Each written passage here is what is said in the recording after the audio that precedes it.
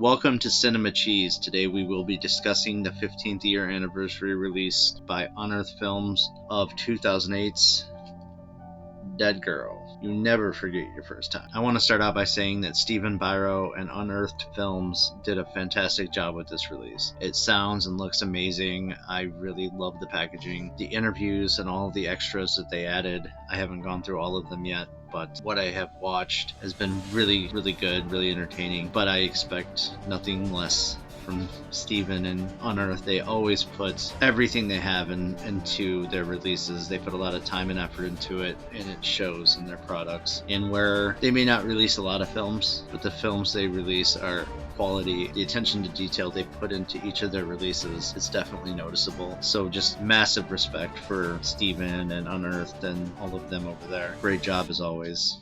So this movie was written by Trent Haga. It was co-directed by Gotti Harrell and Marcel Sermento. And if I said any of those names wrong, I am truly sorry.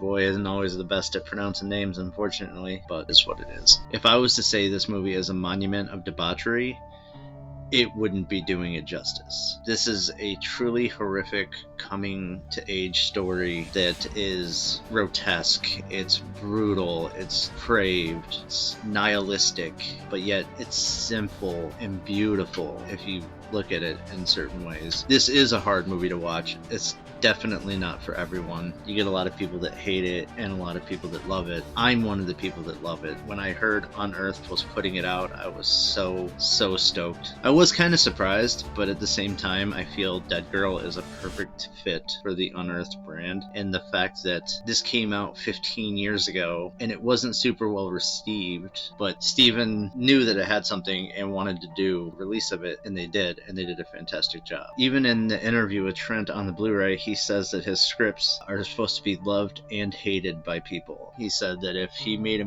a script that everybody loved, he wouldn't feel like he was doing his job right. And I mean, it shows. Although he also wrote the movie Cheap Thrills, and that movie is fucking fantastic. I love that movie. But we're not here to talk about Cheap Thrills today. We're here to talk about Deadgirl. So this is a dark, grimy coming-to-age story that really evolves around two main characters. You have Ricky, who's played by Shiloh Fernandez, and JT, who's played by Noah Segan. Both of those actors did a phenomenal job with what they do. And then they have their buddy, kind of like their lackey, their Renfield type, kind of a bumbling idiot, Wheeler, who's played by Eric Podner. I don't want to say he's comic relief.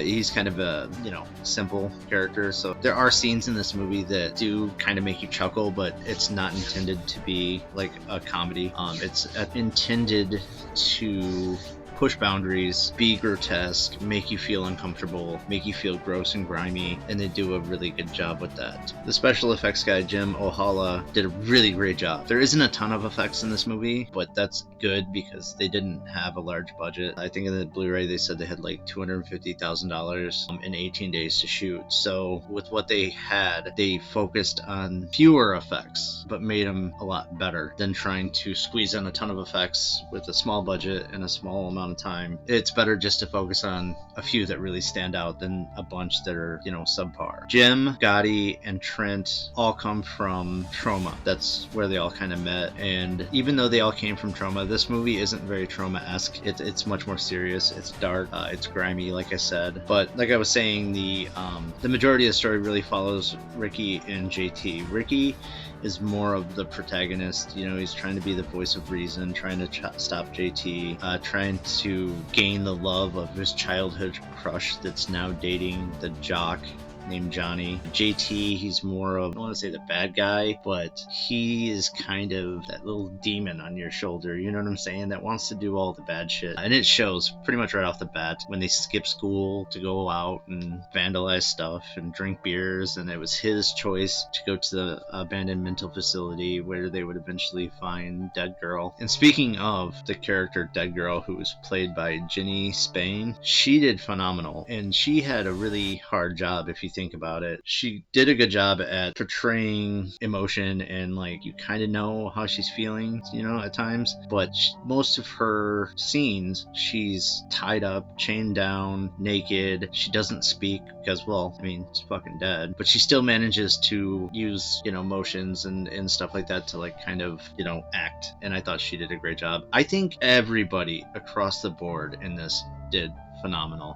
I think it's a very well written script, even though it's pretty simple, and I like that about it. They don't tell you really who Deadgirl is, where she came from, why she's chained up in the basement of an abandoned mental facility, all dead and shit, and that's okay. Deadgirl is essentially a zombie, but not like a George Romero zombie or a Lucio Fulci zombie. She's her own zombie. She's Deadgirl, and she looks great for what she's supposed to be. There is some pretty gnarly effects in this. There's a scene where one character is about to be filleted by the Deadgirl, pulls out his mini-me. Poor young lad gets bitten off, and that scene I wanted to talk about because it's really interesting. Like I said, they didn't have a huge budget, so I feel like they used kind of the power of suggestion with a little bit of visuals. The scene goes from him exposing himself to the Deadgirl and starts to receive pleasures of the fellatio kind when she bites the willy. But the way they did it is they show, the cast of his unit, then it shows the Deadgirl biting it, and then it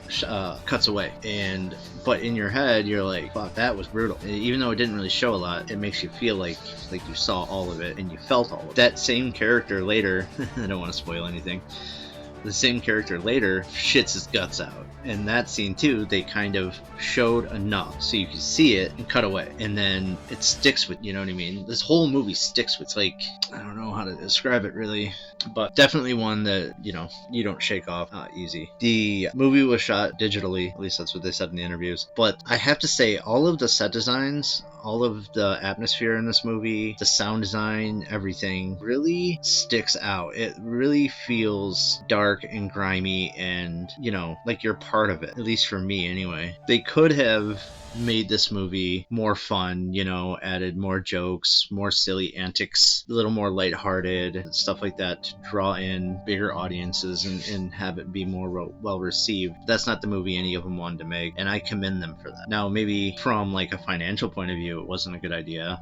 I don't know what this movie made back, but from an artistic point of view, that was the right choice, because I'm not saying it's easy to make a movie. I feel like to make a movie that is going to be well received, that it is funny, and if you have the right actors and all that, that's one thing. But if you're making a movie that's supposed to upset people and is supposed to cause controversy, and you make a great movie and it's still relevant 15 years later, regardless if everybody loves it or not, is pretty commendable. Also, another feature in this Blu-ray is they had a first draft script for Deadgirl 2. I started reading it, I hadn't finished it, but that would be interesting to see. I don't think this movie needs it. I think it tells the story, it portrays it really, really well, and then it wraps itself up extremely well. I was super happy with the ending of this movie. I don't really want to talk too much about that and spoil it, just in case anybody hasn't seen it and they might want to check it out. But from start to finish, this movie will make you feel certain ways, some good, some bad, but it's very rewarding. So I feel like if you go into this movie, just see it through, see it all the way to the end,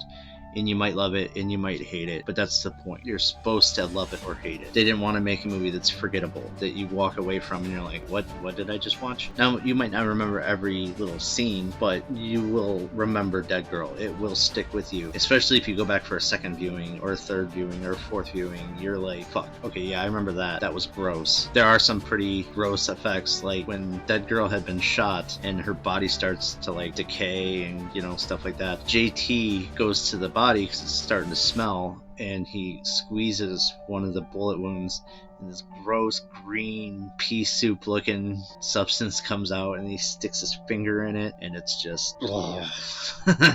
Like I said, there's not a lot of like super elaborate effects in this movie, but the stuff you get are done really well and done intentionally. So if you have not seen this movie, anything that I have said, if you like coming to age stories that involve misfit outcast kids breaking into mental facilities and having adult themes on regular basis with dead girls chained up in basements, then I would recommend watching this movie. It's really well done. Just keep an open mind, enjoy it for what it is, and if you do check it out, I highly recommend going over to Unearthed Films and picking up the Blu-ray or Grindhouse Video. That's where I got my copy. But pick it up, watch it, love it, tell your friends about it, and if you do watch it, I hope you enjoy it. If you have seen it, even if you own it, but you don't own the Unearthed Films version of it, I would say I would recommend picking it up. I have now 2 copies of it. I have the older DVD and the Unearthed Film Blu-ray, and I love both of them. So definitely check it out. I hope you like this video. That's really all I got for now. So until next time, keep watching Cheesy Cinema. Most importantly, keep watching Cinema Cheese. It's your boy Queso out. Peace.